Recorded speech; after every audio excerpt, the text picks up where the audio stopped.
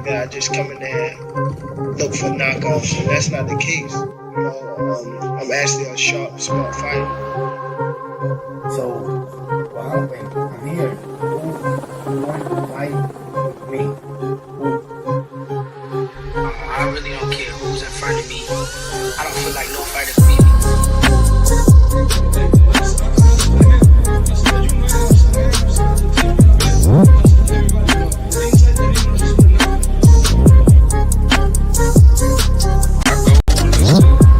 Demolish everybody, to be honest. Everybody that's in my way.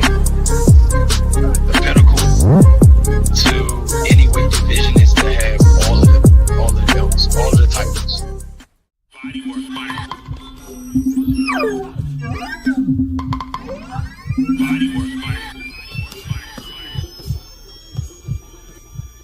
Welcome to Bodywork. Welcome back. It's Michael Rogers. Welcome to Bodywork Boxing. It feels so good to be back. Man, it does. It really feels good, man. Every time you get online, it is a privilege, man. And this is the 300, so we don't need a whole lot, man. Just a few good, solid ones. You know what I'm saying? And as I proceed to give you what you need, I just want to go over a couple things. You know, gaslighting is ever present, so I always gotta keep that on your mind. So I'm gonna get that out the way.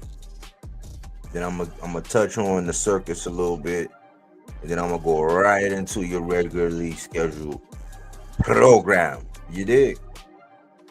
But gaslighting, the modern definition of gaslighting, is a psychological manipulation technique in which a person tries to convince someone that their reality is untrue.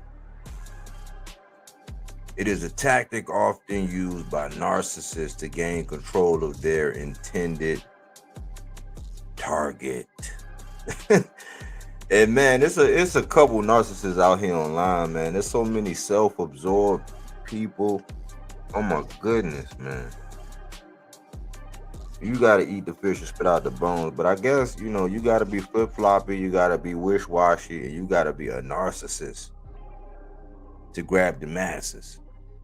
I'm gonna take the road less traveled, man. I'm gonna take the stairs like Jamel Charlo, man. I'm gonna get on my Earl Spitz, and if I happen to run into my nemesis, oh well. You know what I'm saying? I'm gonna go grab them things one by one. I'm gonna build the channel brick by brick. You know, I'm gonna get it on my own, man. The hard way. You know, I always talk about gaslighting because a lot of times when you're talking in conversations and you haven't, and then salute the Cookie Monster. Bodywork. Cookie Monster say, sounding good. I appreciate that mic check, Cookie Monster. I really do.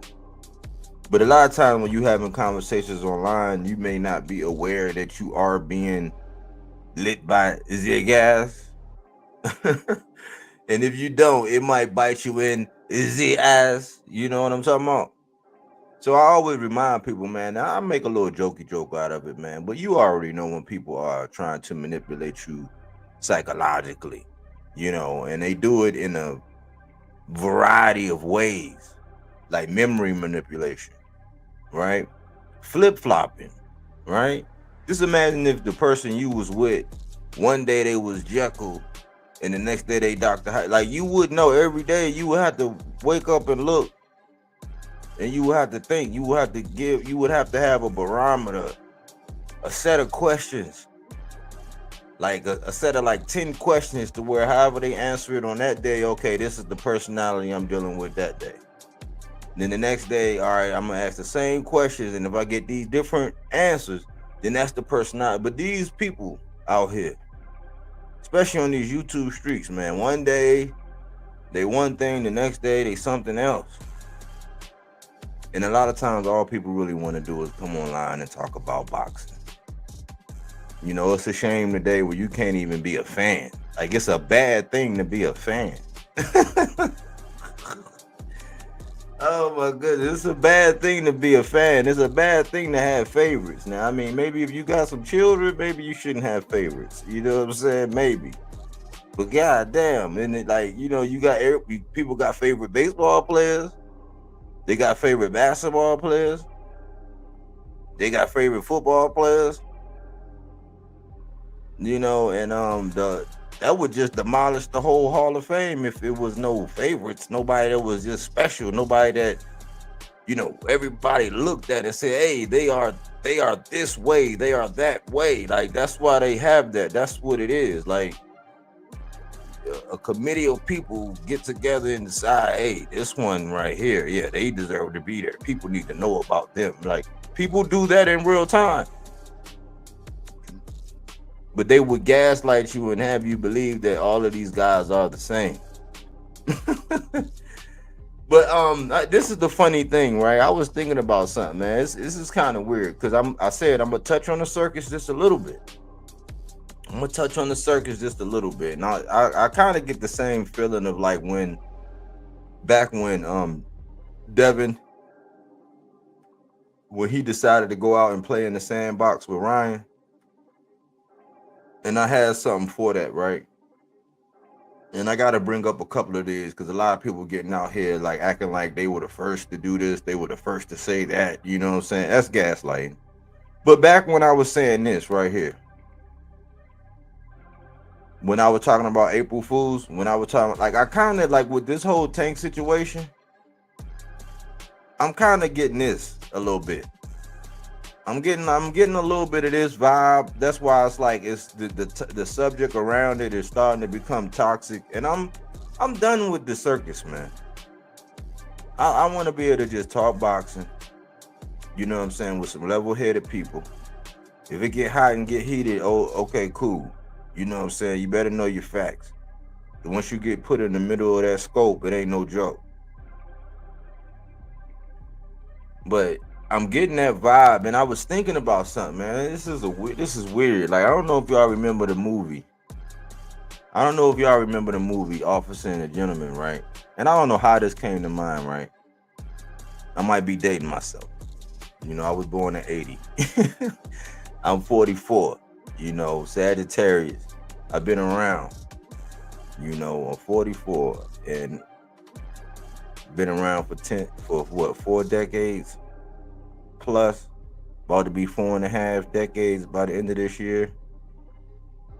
So that's an old movie, but that used to be one of my mom's favorite movies, right? Officer and a Gentleman.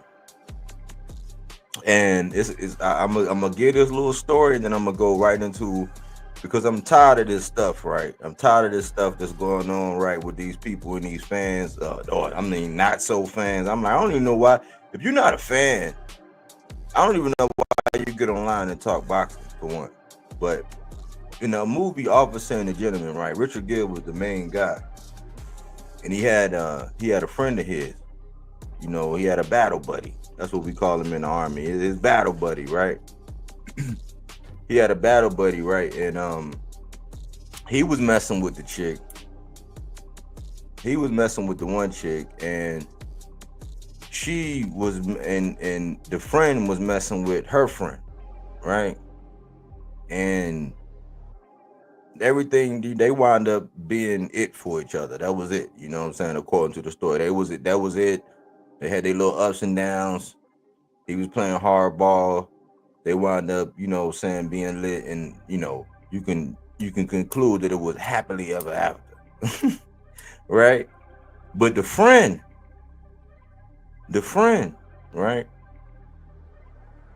was messing with the chick, and the chick was all down for it, you know what I'm saying? And you know, she was kind of, I guess, in hindsight, you could say she was just leading him on, because what happened was he wound up getting so caught up in her, right? He wound up getting so caught up in her that he bought a ring and he wanted to say I do, and then all of a sudden, like, he wasn't shipping out no more. You know, he decided he wasn't shipping out. You know, he was so in love that he abandoned the mission. And he was on some, I only have eyes for you. This is all I want. This is all I need. And then the chick, the friend, right, the one he was messing with, was just like, nah, this is not gonna work. She was like, this is not gonna work. And he was devastated. He was sitting back, he was like, long story short, you know what I'm saying, he found a rope, you know what I'm saying. I think he swallowed the ring and found a rope, you know, which I'm not making light of. But the truth of the matter is, she didn't really want to be with him unless he was in the service. Well, man, like, what does all this mean, Mike? If you listen, I'm going to tell you, right? Listen, I don't know how devastated your favorite boxer is going to be. Once because more than likely it's a couple. It's probably one. Right now it's Wiley Kid and Wiley Cat, right? So everybody either hitching their wagons to Wiley Kid, or they hitching their wagons to Wiley Cat. We know Bud is Lionel, so I'm gonna let y'all read between the lines. But some of y'all are hitching your wagons to Wiley Kid, and some of y'all are hitching your wagons to Wiley Cat. You are going to devastate these guys once they realize that the only reason why you with these guys is because you a tank hater.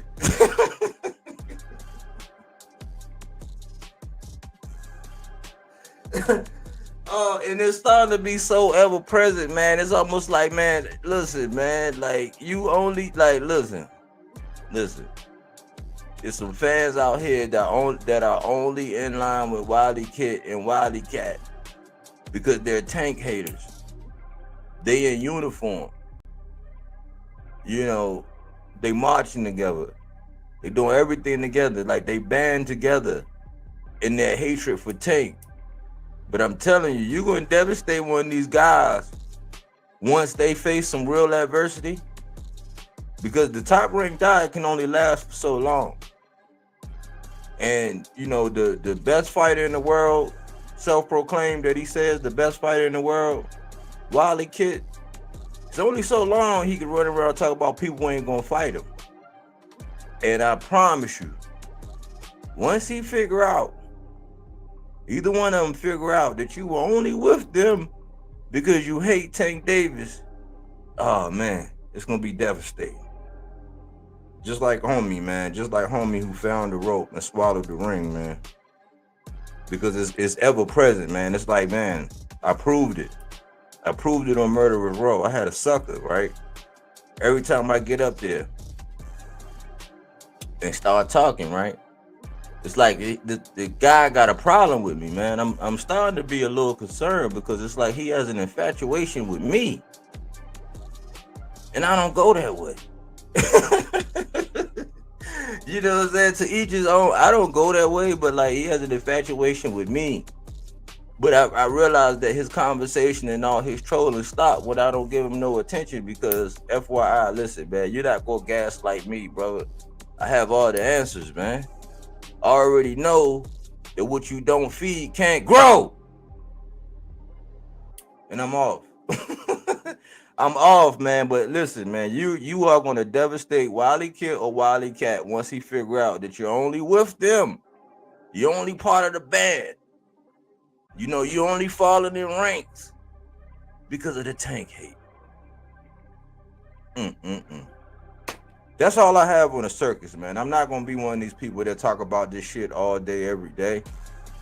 You know, there's word on the street. Some people are saying that the rematch is on. you know, is damn near, you know, closed. That's what one of these loudmouths online said. You know, I mean, half of the shit he say is right, half of the shit he say be all over the place. So I don't know, man. So I guess we got a 50% chance, or is we can reason that 50%.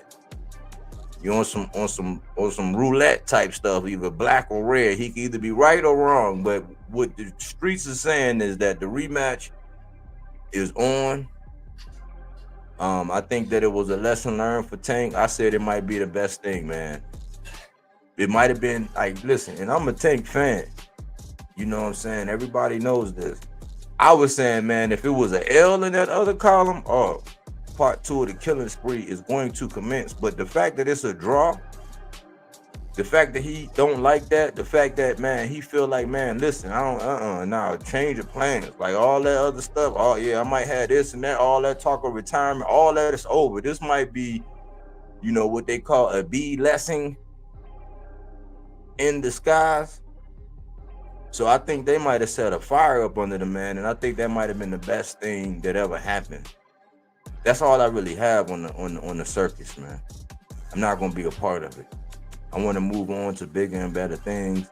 And with that being said, I want to go ahead and get into the subject of the hour. You know what I'm saying? The subject of the hour. 140-pound division is reloaded. And I don't know if you know these guys, man, but these are the guys that are reigning right now. These are the guys that are holding the crown right now. You can say that Teofimo was the longest tenured, right? A lot of people can say that figuratively, Richardson Hitchins is the dark horse of this division. A lot of people can say that perhaps Gary Antoine Russell may have displayed and shown that he has the greatest potential. And Alberto Puello is a tricky customer. I think you have to have, like Liam Neeson, you actually have to have a unique set of skills to get in the ring with him.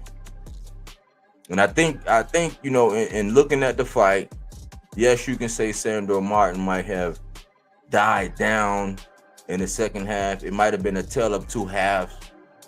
But I almost think it was kind of like the Bivol Beterbiev first fight, where I think Bivol had did so much in the first half of the fight that unless he really got knocked out or got totally dominated, that like you couldn't really award it, in my opinion, because I had Bivol winning both of them.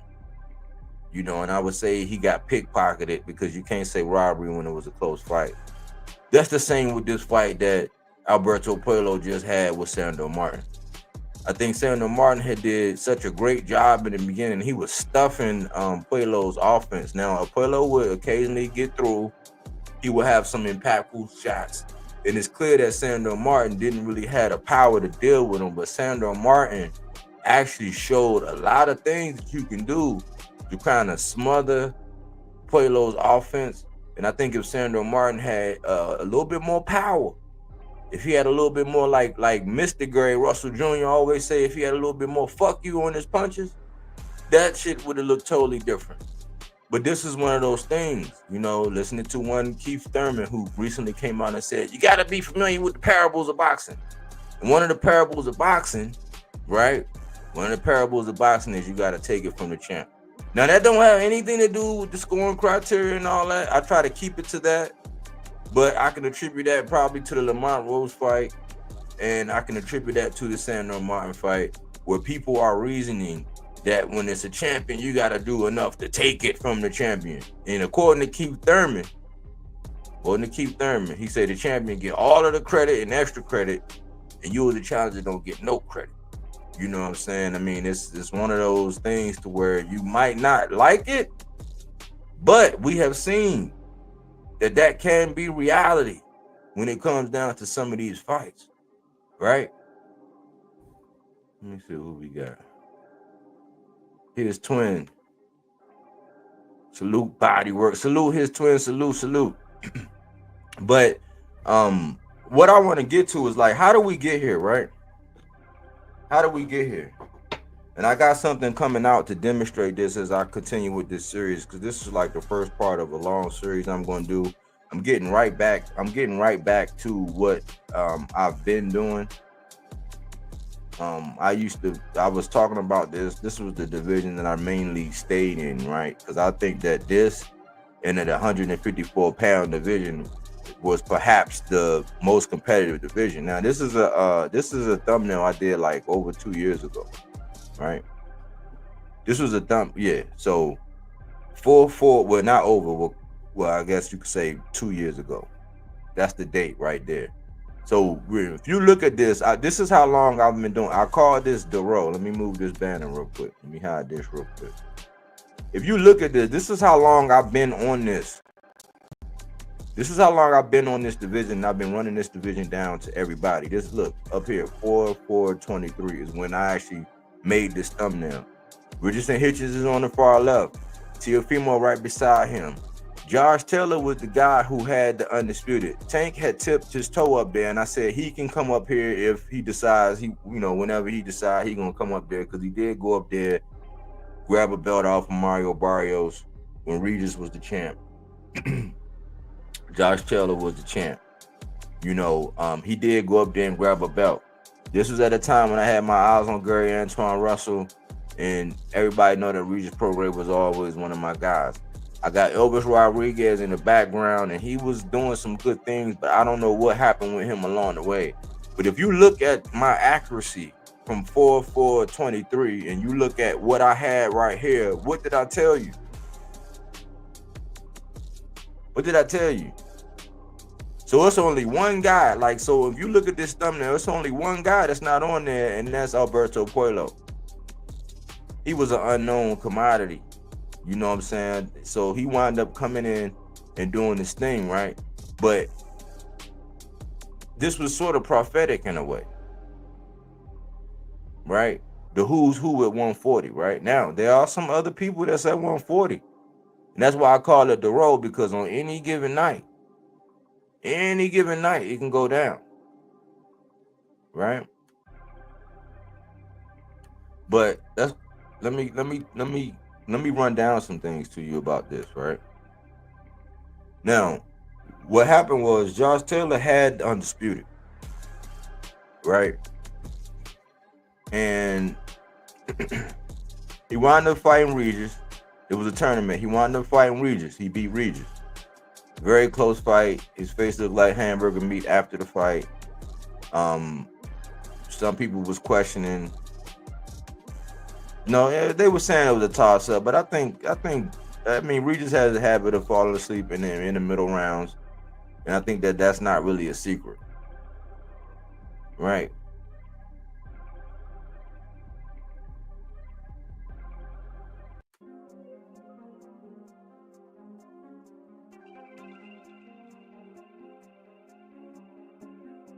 I think this is the one I wanted. But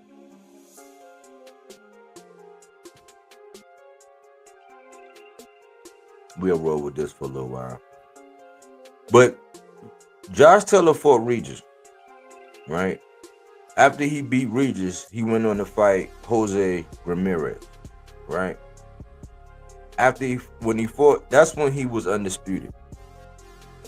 So Josh Taylor had all of the belts. It started with Josh Taylor. So he had his run since about like 2021 was when he actually had his run, and he was he was the man. Josh Taylor was that guy. So what wound up happening? What wound up happening was Josh Taylor wound up getting stripped of everything but the WBO. So when it came down to lineal, Josh Taylor wound up fighting Teofimo. Now this was after the controversial win over Jack Catterall, right? But I think once again that was the business of boxing, right? Because they already knew, especially with Teofimo being with Top Rank, them having a little history, they back and forth. Josh Taylor and Tank used to go at it back and forth all the time on Twitter and all this stuff, right? But Teo wound up getting him, and that's how lineal was that's how lineal changed hands, and that's how Teo was able to get it. But from Josh Taylor, Subriel Matias wound up fighting for that belt, having that belt, and Subriel, and this was under the IBF. Now, I typically give a little extra credit to the guys that have the IBF. Why? Because they are subject to the 10-pound rehydration clause. So I give them a little extra credit, because if it was that easy, everybody would do it. It's a reason why some of your fighters like Devin, they stay away from that division. You know, certain fighters don't even go near that. You know, even at 135, some fighters was just like, they talk that shit, but they wouldn't go near that IBF because of the 10-pound rehydration. It's being said that the WBA has started something else, and the WBA now has a 12-pound. I think that a happy medium would be a 15. So 10 might be a little bit extreme, but a 15 would be perfect. If you're rehydrating past 8 to 12 pounds, like really, I think the IBF is decent. It keeps people honest, you know what I'm saying? Like it really does, but it might be just a little extreme. I know Richardson Hitchins say he only like rehydrating like maybe 2 pounds more. But unless you're going for a unification, when you're going for a unification, it don't count unless that's negotiated in the contract. But if you're just in the IBF, defending your IBF, you and your opponent must abide by the 10-pound rehydration, right? But Subriel Matias was wind up getting the IBF belt. He had it. He was running around here calling everybody chicken, pussy, all this other, and joker. You know, he said Teofimo was pussy. He said Rolly was a joker. And he called Devin chicken. Nobody stepped out there. They didn't want to see him, right? He was not invited to any reindeer games. He could not come and play. He was looking like him and Gary Antoine Russell was looking like real boogeyman out here, because a lot of people would do all that jaw jacking. Like when Mr. Gary Russell, when he got pickpocketed, when he fought Mac Maxeo, and Devin had all this stuff to say. Right, Mr. Gary Antoine Russell said, well, hey, since you got so much to say about my brother, when you come up to 140, come holler at me. He came up to 140, he didn't holler at him. Right? Nobody really wanted Subriel Matias. I was telling Subriel Matias to be very careful. I did a lot of videos pumping Subriel Matias, like pushing him, putting stakes in the ground for him, week after week, day after day. And nobody was hearing it. It fell on deaf ears. They waited until the man actually lost to Liam Paro before they started admitting that he was a problem and started giving him his praises. And that started by one of the biggest narcissists online who actually started that. They do have some kind of power, especially over casuals. If all you got time to do is listen to 1 or 2 channels that pump all that, you're going to ride with what they say. I remember when I first got back into the boxing community, I would go to a couple of these communities that I'm no longer a part of, and I'll be in there too, like, yeah. And then I start really looking. I had a little time on my hands. And I start looking, I start saying, hold on, man, that's not right and exact, man. Hold on, that's not right. Like, hold on, man, why would you say that? Then I start seeing, and it was like, oh, man, ain't nobody gonna say nothing. And then when I started saying something, then it's like, why are you hating, brother? Like, what's wrong? Like, what's good? Then you a hater, and that's when it starts. You know what I'm saying? That's when it all starts. So I can relate. I can relate to being like part of organization and thinking that you're a part and you're contributing, as long as you're giving your money, as long as you super chatting, as long as you singing glowing praises, right?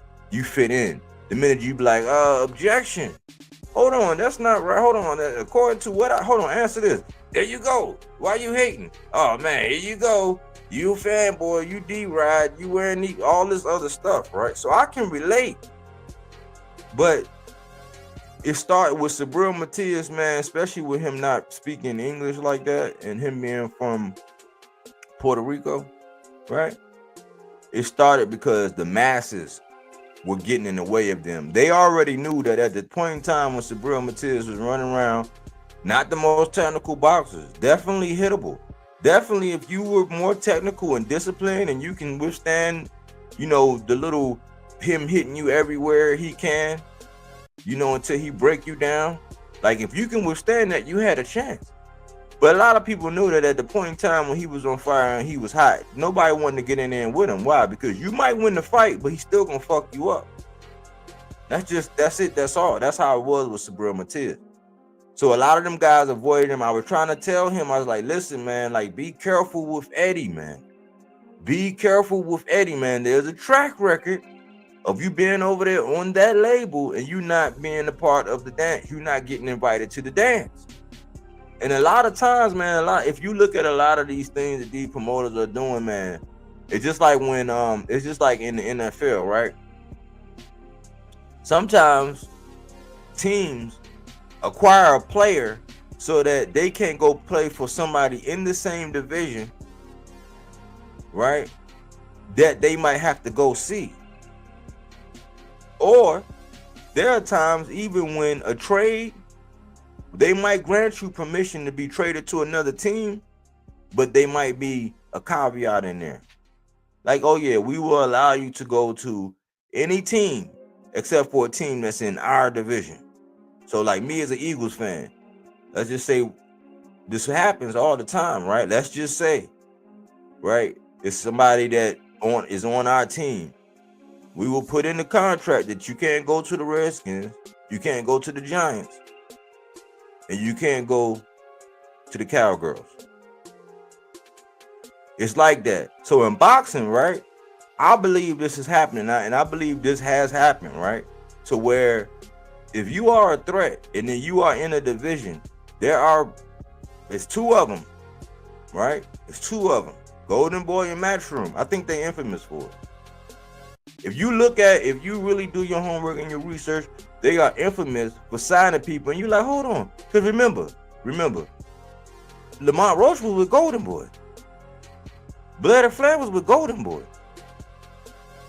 Schofield, he's with Golden Boy. Now, Schofield and them, they just had a controversial thing. But like, think about it. Andre was with Matchroom. He never got the Triple G.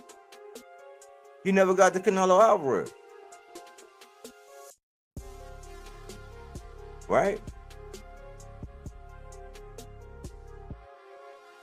Subriel Matias was with Matchroom. He never got Devin Haney. He never got to sniff nothing over there. Like, he never got to sniff. I said, listen, man, be careful going over there with Eddie, man. Because I don't want you to be one of them guys where all you do is defend your title, and you never get to unify. And to bring home one of the points is, listen, if you got that IBF and all you're doing is defending it, you are constantly fighting under that 10-pound rehydration as you defend it. Well, when you unify, so when Devin had a belt, right, and he did, like, let's just say he didn't want to get in that line to be with the IBF, but on a unification, like when he had got that belt with that WBC, when he had got it, and we're gonna get there, when he had got it, it would have been a unification. That rehydration would have been, unless they negotiated it in the contract, that wouldn't even have been a factor. So why didn't that happen?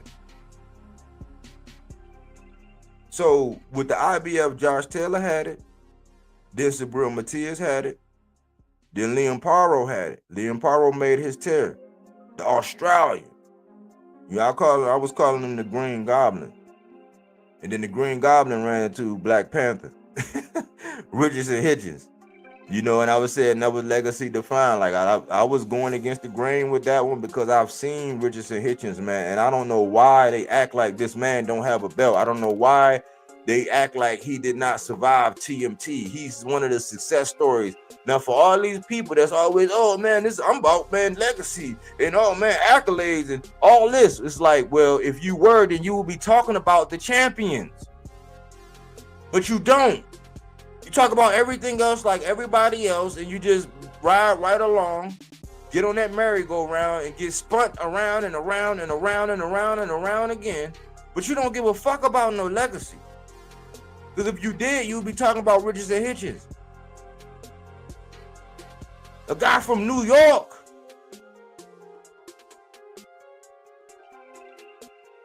You would big him up. I always say that him and Devin are like the same, like they're like the same side, like two different sides of the same coin. Except for I feel like Devin, he does a little bit more body work. He's more willing to get inside and rumble with you, right? Richardson Hitchins has more power. He's a little bit more coordinated, but they're like the same fighter. So if you like the style that Devin got, it's the same style Richardson Hitchins got, with a couple different wrinkles. Devin's probably going to be willing to trade with you a little bit more, get in the pocket, rumble with you when he shouldn't. So he got heart though. He'll get in there and do that, right? He'll go to the body. That's what helped him beat Loma. I was one of them guys that actually had Devin beating Loma by the hair of his chinny chin chin, because Loma took off the last round being cocky. But it was a tight, close fight. But Richardson Hitchins and Devin Haney, they pretty much have the same style. Sharpshooter from the outside will box your head off if you let them. Will move their feet, box, stay behind the jab, get out of there. You be chasing around. If you don't know how to cut off the ring, if you don't have good defense, they can poke and park and they can point you to death. Fencing and all that, all the way, except for I think Richardson Hitchins will probably be able to put you down.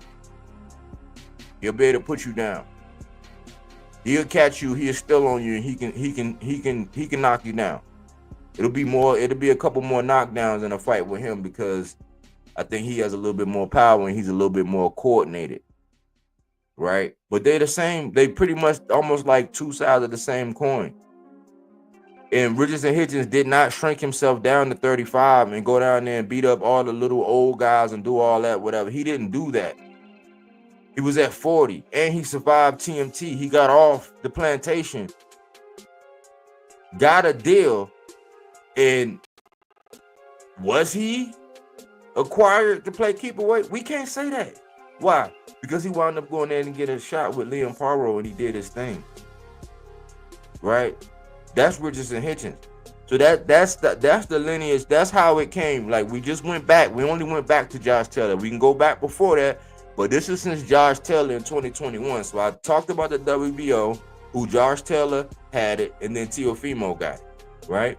The IBF, Josh Taylor had it, Sabril Matias had it, Liam Paro had it, and then Richardson Hitchins got it, right? The WBC, Regis got it, right? Against, I think it was Jose Sean Zepeda. They fought for it when it was vacant. Once Josh Taylor, I think he got stripped for it.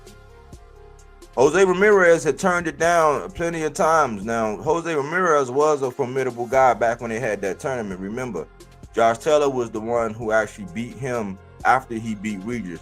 When Jose Ramirez was one of them guys, you know what I'm saying? He was one of them guys at 140. He just got to a point to where, he just wanted to be at home. He could sell out a crowd over there. And I don't know what happened, but he went through some inactivity. He started to get himself together, but he was one of those guys, right? We don't know who he is. He got a fight coming up with Devin. We don't know who he is, but we know that he's not going to have to cut down weight that much. But I digress. Regis got it. Devin, having the WBC at 135, moved up for Regis. He prepared perhaps the best crow I've eaten in the last couple years. Gave me a big plate of crow for what he was doing to Regis. I'm not going to get into all of the things that came out after the fight and all that, you know what I'm saying? But he was able to knock Regis down. And he made Regis look like he had T-Rex arms. Regis couldn't make any adjustments. He couldn't do nothing. We're not going to get off into his stipulations or whatever, because I know people like to do that when it comes to little tanky tank, and all the stipulations that be in his contract. But we're not going to get into none of that. According to the lineage, Regis had the belt, then Devin had the belt, right? Devin ran to the debacle called Ryan Garcia, right? Pop goes the weasel. all these allegations and all this stuff happening, all this blah blah blah. So Devin decided he was going to be champion recess. In the meantime, Alberto Puello and Gary Antoine Russell fought for it. Alberto Puello was able to out edge Gary Antoine Russell for the belt. Devin was champion recess. He decided not to do that. That's how Puello got it. But Puello had already had the WBA before. He had a little checkered past too. Got caught with some, you know what I'm saying, something in his system or whatever. Come to find out, they said that he was trying to have a baby, taking something to enhance his, you know what I'm saying, enhance the little soldiers, you know what I'm saying, so they could run that extra mile to reach their goal. And by golly, they say he actually went on to have a baby, you know what I'm saying. So sometimes, hey, you know, they say he went on to have a child, so maybe it was right. But that's what happened as far as the testing. That's why he didn't have the WBA anymore. That's why they removed it. So Rolly Fort. So when it come down to, that was the WBC. Josh Taylor had it, then Regis had it, then Devin had it, and then Puello got it by fighting Gary Antoine for a vacant, right? When it come down to the WBA, remember I just told you about Puello, how he had it, he got stripped of it because of the PED or whatever. Baby, trying to have a baby, whatever. Rolly for old man Barroso for it. Rolly wound up having it. Cruz wound up going and stopping Rolly. That's how he got it. Ryu comes up, boxes the shit out of Cruz, and then he grabs hold of it. And then we just seen what happened with Gary Antoine getting another bite at the apple, this time over there with the WBA, and wind up, you know what I'm saying, relieving, let's just say relieving, because I don't really want to disrespect Ryu, man. I like Ryu, man. I hope, I'm sure he's going to be fine, man. He's going to be fine. Ryu's going to be fine, right? He's going to get another shot. He's going to go back to the drawing board, and he's going to add to his tools. But we just seen how Gary Antoine Russell was able to wind up with that belt. That is the lineage. This is the most competitive, well, not the most. This is, aside from 154 and the names that come behind it, and this is the first part of this series right here. I wanted to lay down the foundation and go over the history and actually reiterate some of the things that have been going on in this division and why I think it's one of the most litest divisions. 140 and 154. Because you know why? Because to be honest, except for like T.O. kind of picking and choosing, right? These guys are going to fight each other. They're actually going to mix it up. Like, they don't have the time. They don't really have the luxury. Why? Because this is not like the glamour division. This is called the road. It's not glamorous. And it's real funny to me how somebody was at 135, right? For one time, this is never going to happen again. To fight one time and get undisputed. That's never going to happen. Somebody did that. They moved up. They beat somebody for the WBC belt, right? They went and fought somebody that they shouldn't have fought. They shouldn't have went and played around with, right? Got spiked, right? Got it wiped, right? And then they pranced off the 147. It's a reason why. It's a reason why they only came there and they only stayed for a cup of coffee. They stayed for a cup of coffee, right? They thought that they had a cherry donut, right? But the cherry donut was loaded. Yikes! and now they off the welterweight. It's like it's no reason. There's no mystery as to why these guys, he didn't stick around in the 140. It's no mystery as to why he didn't stick around at 140. Because on any given night, you think you want to see him get in there with Gary Antoine? You think he might be able to outbox Alberto Puello. He didn't even fight as mandatory in Sandor Martin. And we seen what Sandor Martin was able to do with Puello, but we seen how Puello handled Gary Antoine. We see Teo is attaching himself to all these names.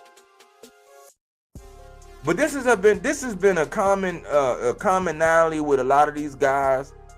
That's why I'm not moved, and that's why it might appear sometimes that I'm just like it seems like I'm hating. But I notice now that when you tell the truth, when you state legit facts and you can back it up with empirical data, you can show, you can illustrate, you can give examples in real time, several of them.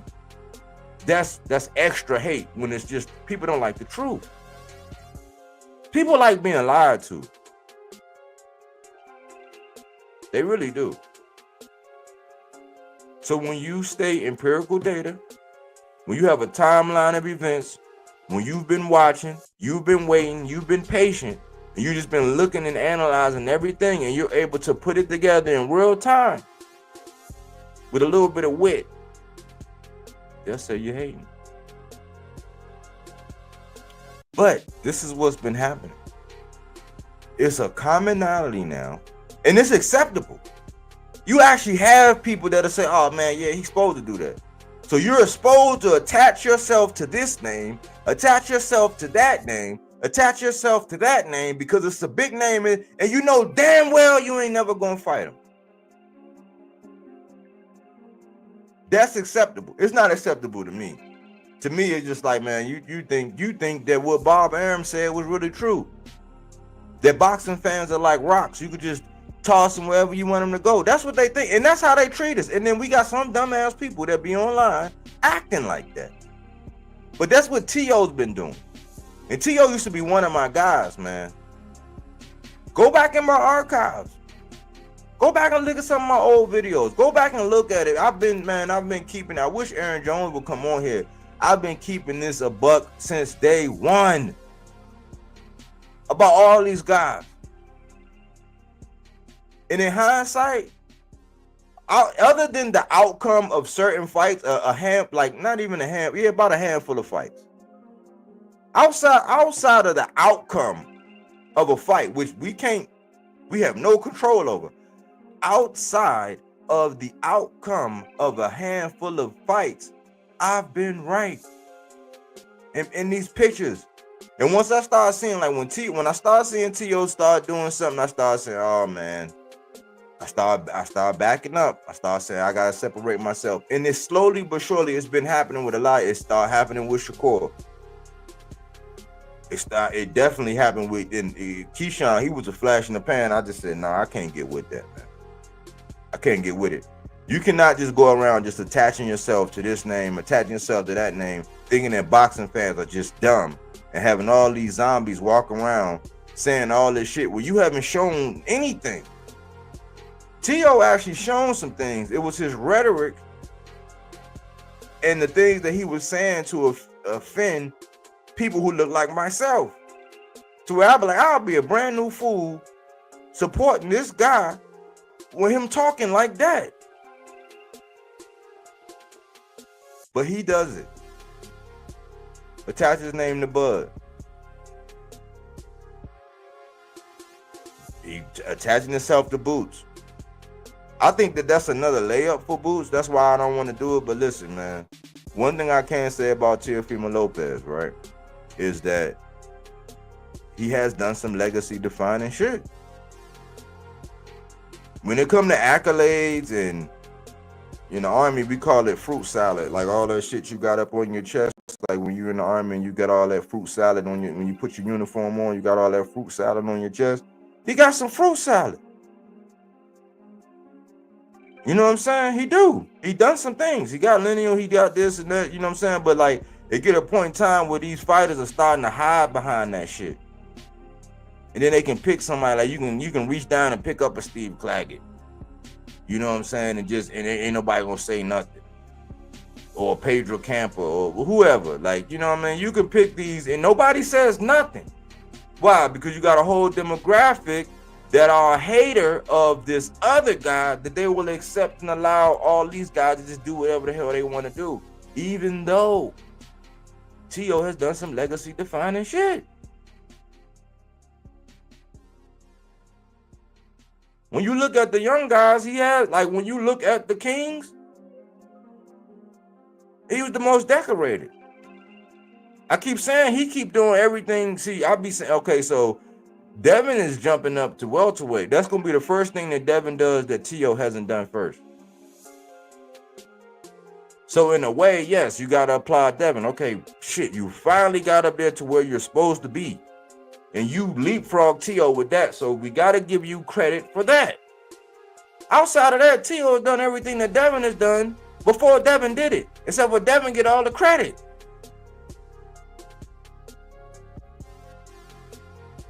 This whole time, Bridges and Hitchins been right there watching, waiting. He did it right because he went to 40 division. He didn't shrink down. Like a lot of these guys shrink down and come all the way up and have all these accolade pie. Having an accolade pie, you know what I'm saying? Because that's starting to be the new thing, right? That's starting to be the new thing. Either you get in the weight division and you stay way too long, almost like how Boots is flirting with up there at welterweight, because he's 27. You stay way too long. You just wait on all the little guys coming up to your weight class.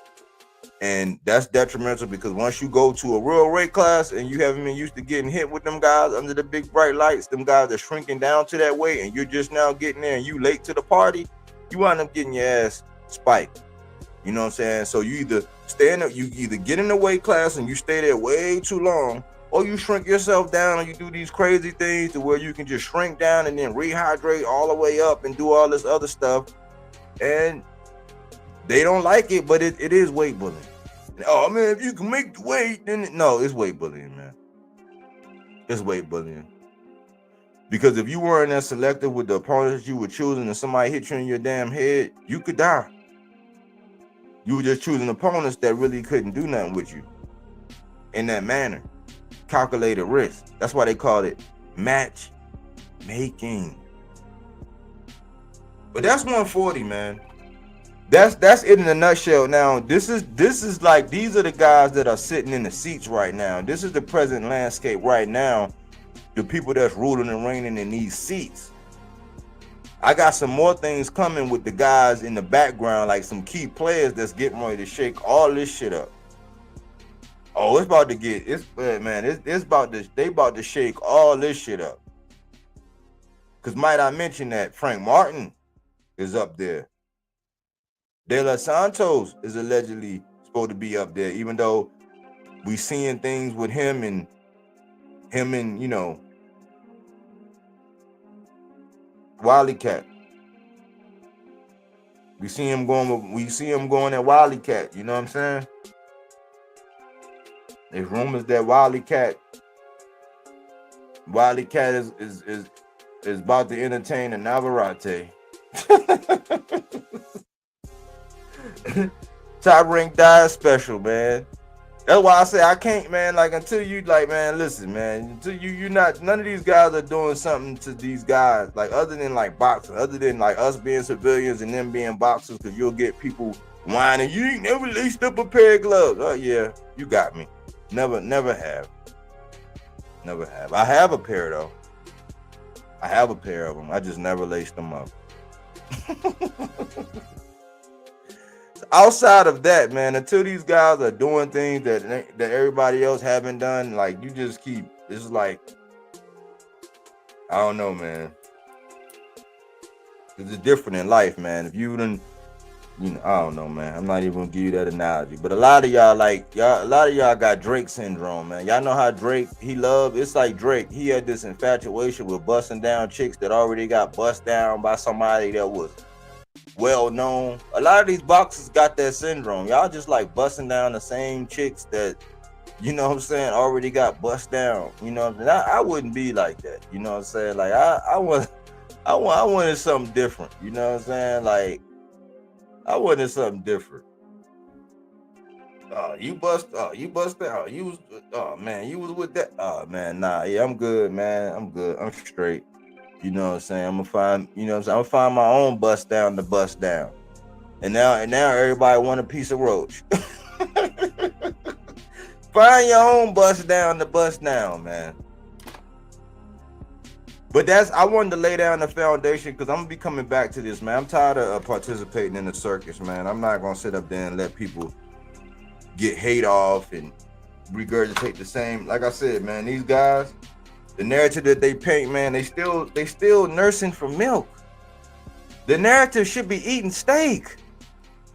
And it's the same shit every day. It's, Tank don't fight nobody. Oh, man, won't nobody fight Shakur. Oh, man, Keyshawn, the next thing since sliced bread. It's like, okay, give us some data. Make it make sense.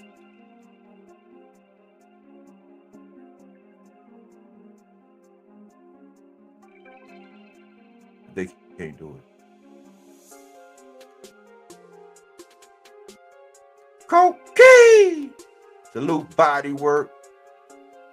Matias only had one fight with Matchroom, I believe. Yeah, then they kicked him. They kicked him, man. They booted him, man. Almonte, salute Cocaine. Bodywork. Cocaine say GAR. I always thought Taylor was overrated. And T.O. went over Taylor, put T.O. on a status I don't value him at. T.O. thinks he's an A-level fighter. I see him as a B. I can't argue with it because he does fight to the level of his competition. And it was and Josh was a little battle worn. And Josh Taylor's his mistake was he should have went to 147, man. Josh Taylor was a big boy, man. He was tall. He wasn't no spring chicken, so he was like it wasn't like he was a young guy going through the growth spurts. But Josh Taylor made the fatal mistake of staying at 140 for too long. You know what I'm saying? And then he started becoming inactive, and then you could see his body breaking down, and he never got up there to 147. He never went to welterweight like he should have. The sleeper of the 140 is Andy Hirioka. You think so?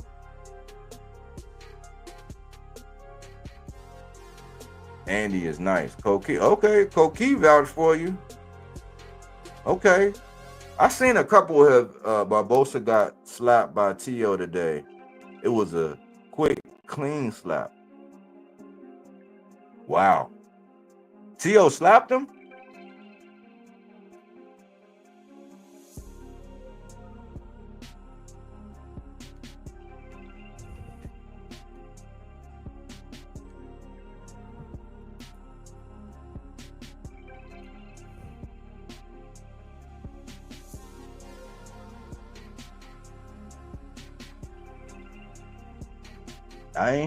I didn't really see it, man. I sometimes I try to stay abreast, but then I try not to watch people because people be thinking that, you know, you go frequent their channel, you go look at them, and next thing you know, you getting everything from them, and they know everything and all that shit is disgusting, man.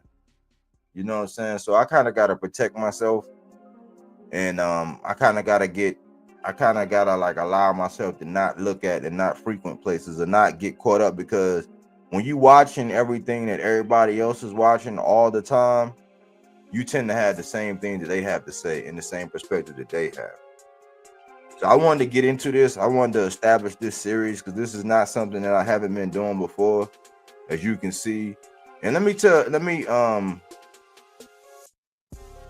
Puello and Gary unify? I think so.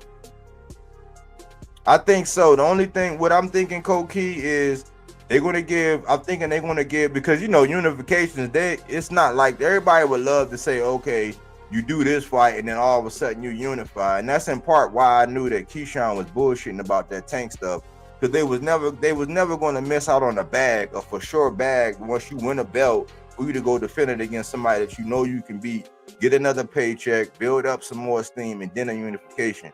So what I could see logically is for Gary Antoine to go and defend it, since he won that strap somewhere, get a victory under his belt, you know, get a, you know, maybe, you know, something that he want to do as the champ, and then a unification, you know. So if it's the next fight, okay, cool, because they got history. Maybe they want to fast track him. I don't know. But I don't think it'll be right. I don't think it'll be next, but I do think they will unify. I think Gary Antoine defends it and go with the 147 to go out the boots. Devin ain't fighting Gary Antoine Russell. Devin is not going to fight Gary Antoine Russell, man. I'm willing to put $200 on it. I'm willing to put $200 down there, I'm willing to bet $200 right now that Devin would never fight Gary Antoine Russell. As deep as 140 is, a lot of guys leaving 140. No, because shit got real. Shit got real. 140 been ill. Yeah, Haney don't want those Russell problems. Right. Like, and see, with Jose Ramirez, like picking Jose Ramirez. Oh, listen, Jose Ramirez just lost to Arnold Barboza. He just lost. He got washed. He got washed up.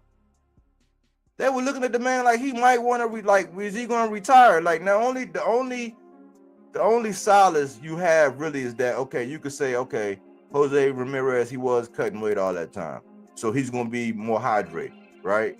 But like, he just got washed by Arnold Barboza, and we see how close Arnold Barboza and Catterall was.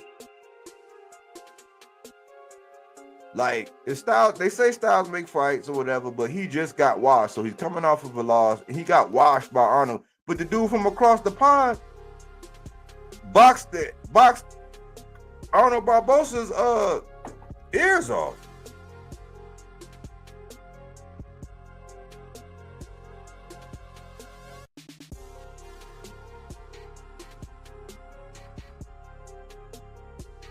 And I be remembering so much boxing. Sometimes every now and again I forget a name.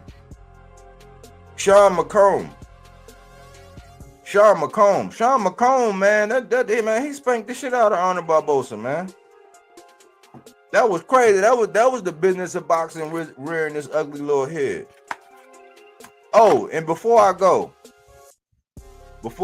yeah, Ramirez is a weak pick. Jose Ramirez wanted to retire. Haney picked the weakest fighter on this card, even Rolly more of a threat. Right, like, you could have got, like, I mean, I guess he figured, I don't know, man. I guess he figured, let me get, because they going under the guys, he got cheated, man. He got cheated, so that's what you know who be saying, man, I don't really blame him because he got cheated. You know, it's like, yeah, okay, he got cheated. We can say that. Yeah, he got cheated.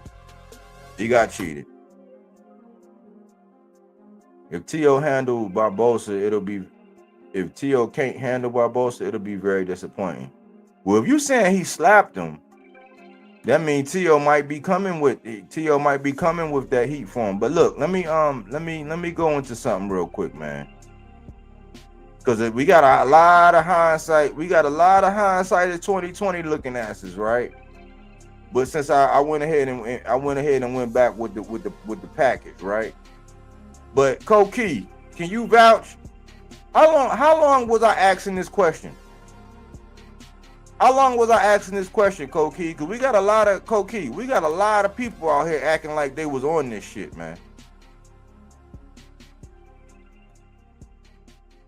Was I lying? What, Koki? Was I on this shit when I was saying that this what this guy was? And how long ago was that, Koki? Because if people watching this on the playback, they need to see this. How long ago was that, man?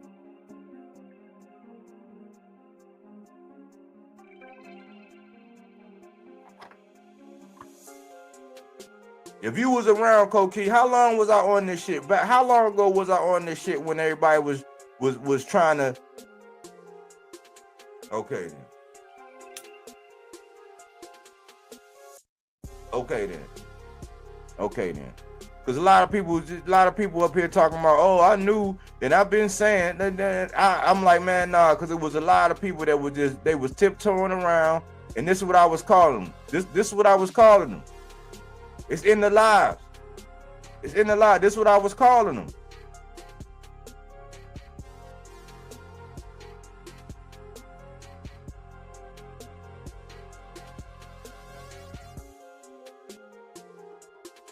That's before they had the straps.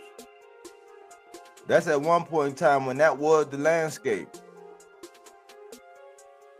This is back when I actually kicked it off and thought about the role. I seen people biting. I just seen a dude bite this shit. This dude, I just seen a dude bite this whole shit, right? He bit this whole shit. He bit this whole shit acting like, you know what I'm saying? People just, man, no respect. Look, I put the plan right here. This was the plan right here. This was the plan right here. This is how I knew that was bullshit.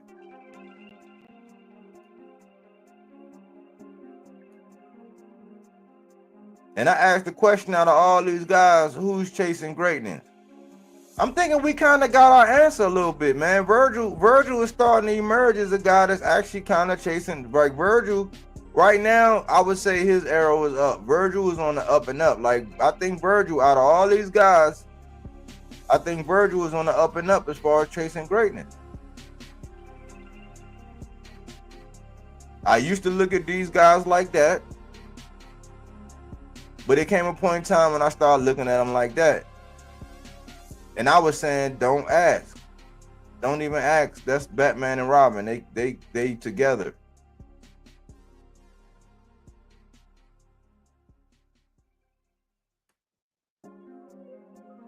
He spilled the beans.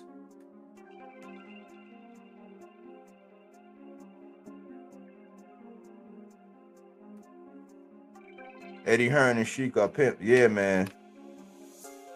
Yeah, man. Eddie. Yeah, he said he shining shoes, man. I'm never, man. Come on, man. Come on, man.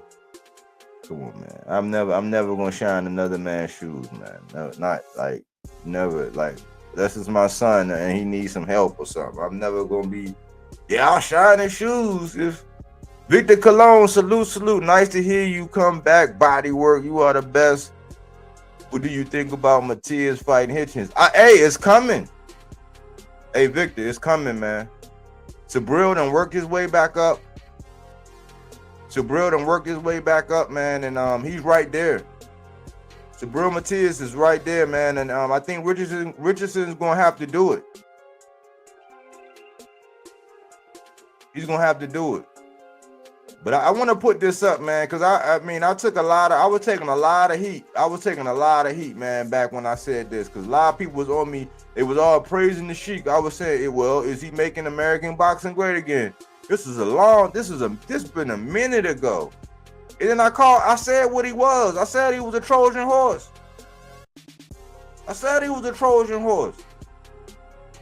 It's in the lives. People coming out now like new ass channels. People that ain't even been around talking about, oh, I was the first one. Like, come on, man.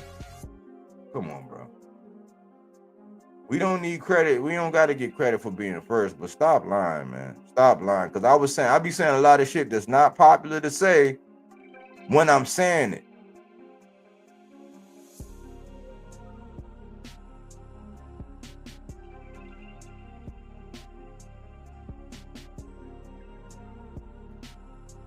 I think Richardson gonna have to give that man a shot, Victor. You say, yeah, Virgil, yeah, he proving his value. Yep. Dana White got walked by Sheik. Man, this is like a nightmare. Like it's typical of America though, man. A living nightmare. Like when you look at a lot of things, when you look at egg prices, when you look at gas prices, when you look at the housing market and, you know, inflation, and you look at what like the jobs that people be wanting done for how much they paying, it's like a real life nightmare. You just get up every day and watch a little bit more of it unfold, man. That's how this Sheik stuff is. It's like a real life nightmare. Like every day you wake up and you be like, what? He revealing himself? Like he's really showing what he is, like who he truly is. Giving people ultimatums and acting like he really owned them. I'm like, man, listen, I was over there. Like I got deployed, man. Like it's different when you know how certain cultures are or whatever.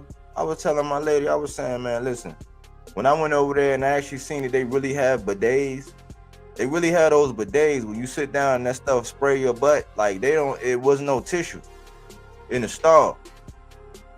And they really wipe with the left. So if somebody shake your hand with the left, that's why it's really a real sign of disrespect. It's like you dealing with a whole different species. I was telling my lady, I said, man, that's like you talking about ants and you trying to compare them to caterpillars. It's like you can't. It's like ants and caterpillars. Like it's totally different, man. Like, and to relinquish all your power as an ant, to release all your power to a caterpillar. So when he morph into a butterfly and fly away on your ass, you can be like, oh, I thought he was just like us. Like, no, he was never nothing like us. Nothing. Yeah, like, yeah, that we all need food, water, and shelter. Yeah, but that's where it stops. You know, people got infatuated, and I keep trying to tell people, and I'm thinking, man, maybe it's like being like having aged and went through and had money and blown money and saved money and grown money and learned about credit and going through ups and downs and having to start over and over. Like, I thought that we would know, but maybe it's just because I'm 44, maybe having gone through things, I was thinking that people already would know that, like, money isn't everything, man. And like, you, like, really, man, like, when you look at it, because people will gladly tell you, everybody got a price. It's like, well, yeah, but no. Everybody don't. I don't have a price. It's been proven. I don't have a price. But when we were looking at the Sheik and all these things that he's doing, right? You got to ask yourself, man, like, why is he trying to buy? Like, he's literally buying people. Like, you're not looking at, like, he's literally purchasing fighters. Like, you're not getting paid a wage to go do this. No, he bought these motherfuckers.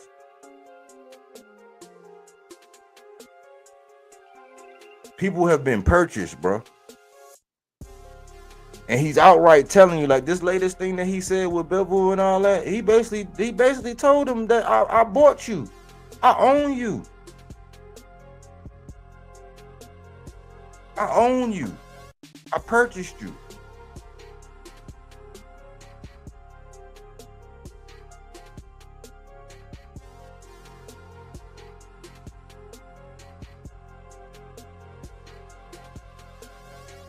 She held his hand. She can her and put a weight bully Shiraz against an upcoming talent. Shiraz robbed the Diamonds Ammo fights this weekend. Yeah. Ammo and Matias both trying to come back from the L's. Yeah, and I think Matias is about back. And they already know what it is with Matias, man. Even if you win, you lose, because you're gonna be hurting everywhere, man. But support the channel, y'all. Support the channel, man. And hit the like button if you haven't. Subscribe if you haven't.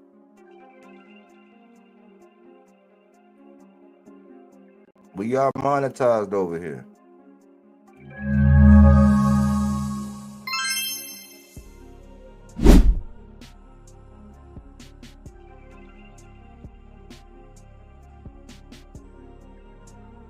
Check out some of my latest videos, man. I'm getting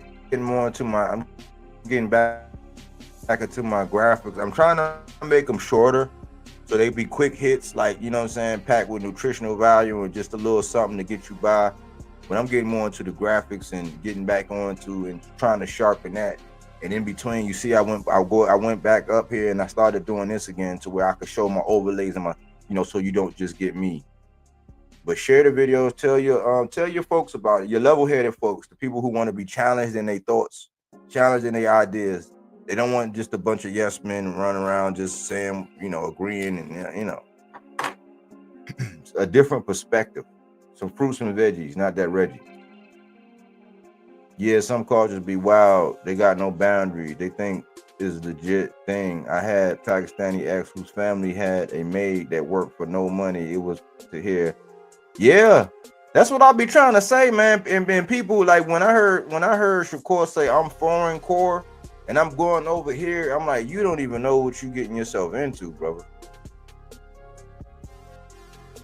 Like I was in the military, man. I went over there, man. Like until you be over there and you really know, you don't know. You have an opinion, you have a thought, and you let somebody sit online because they got a couple 100,000 or 200,000 subscribers. You sit there and let them, play armchair quarterback over all your thoughts and ideas because you infatuated because they got product for you to listen to and consume all day. They sold you up the river, man. They sold you up the river. People were shoving, pause. People were shoving turkey down everybody's throats. And now people got buyer's remorse.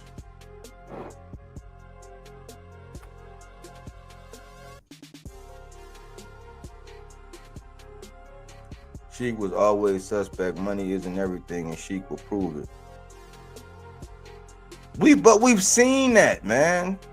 We've seen that, man. Like we've seen that. We've seen that on the club scene. We've seen that on the dating scene where men, they go out and they like, yeah, it's cool when they got the money and the bread, whatever. But like women don't even like that shit. To where you just like, I got this amount of money, and they like, yeah, they look at you like, okay, how much of that money I'm gonna be able to get? They don't look at you like somebody they really want to like be with.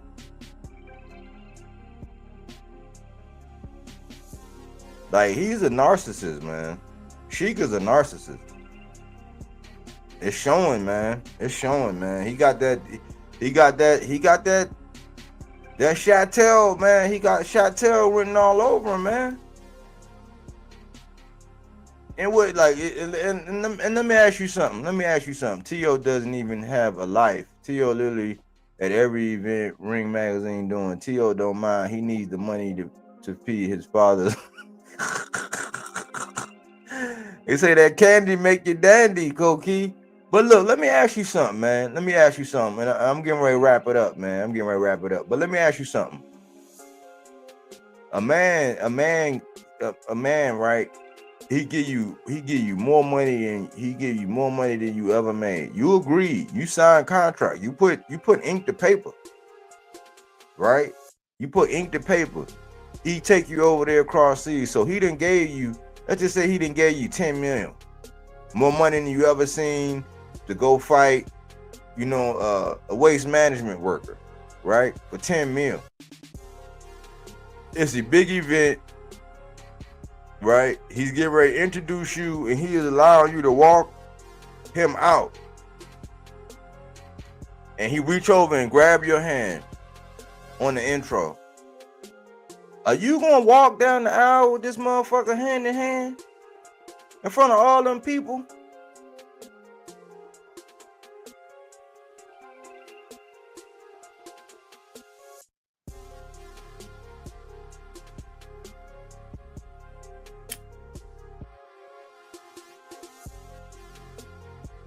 Are you walking hand in hand with the man? She just put $10 million in your pocket. Are you gonna walk down the aisle like when you with your lady and y'all out there walking around at the beach or y'all at the park? Are you gonna hold hands with this man because he put $10 million in your pocket in front of everybody and walk down the aisle? Are you gonna do it?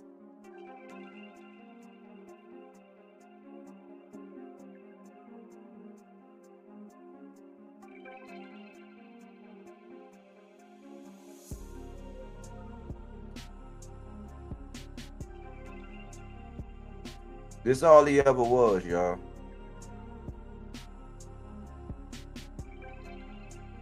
This is all this guy ever was, man.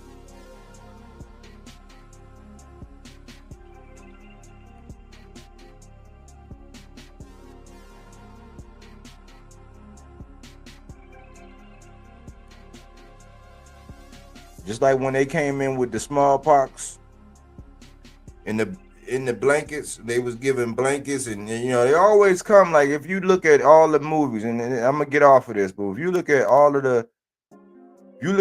the lessons in history, right? It's always the people that come bearing gifts, right? Because we know nothing in this world is free, right?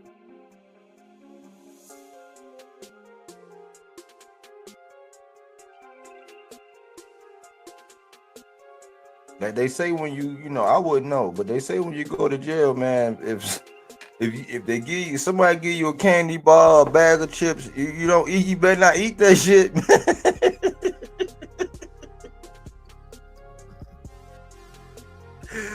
If somebody give you a candy bar bag, for what I hear, man, if somebody give you a candy bar, a bag of chips, man, you better not eat that shit, man.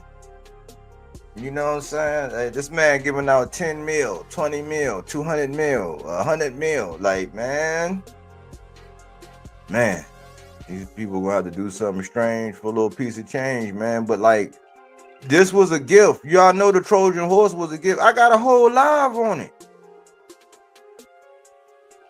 It's a whole live on it. I said the man was a Trojan horse, man. Don't nobody come just bearing gifts out of the kindness of their heart, just giving you stuff for nothing, not expecting nothing in return. These not your folks, these not your people. This is just somebody coming out of the blue, just out of the blue, wanting to bless you. Oh man. Bodywork. If I will support anyone, it'll be you, because you are the real deal. You say it like it is. I appreciate that, Victor, man. People like you that chime in and say stuff like that, Coquille, the real ones, man, who be wanting to hear it, man. You want to be challenged. You want, like, it's a different world out here. But I really appreciate that, Victor, man. For real. I appreciate that, man. I appreciate you for saying that as well. But I'm gonna get out of here, man. I wanted to go into this. This is the first part. I'm gonna get back on this series, man. I'm gonna do this, man. I'm tired of the clown show. I'm tired of the freak show. I'm tired of the same old rigmarole every day. So this is what I'm really gonna be looking at. I got some other things as they come along that I'll be touching on, but this is what I'm on right now. And I'm taking a break from the circus, man. But I truly do. I appreciate everybody who came through and hollered at me. But hit the like button, man. If you catch this on the playback, talk to me, I'll talk back. Thanks for choosing Bodywork Boxing. But we don't take things for face value. We do that body work. He didn't want to box. He wanted to actually prove that he could punch with you. He was like, what the fuck is this nigga, right? Oh, okay, you want to go to sleep. You tired. Welcome to Bodywork.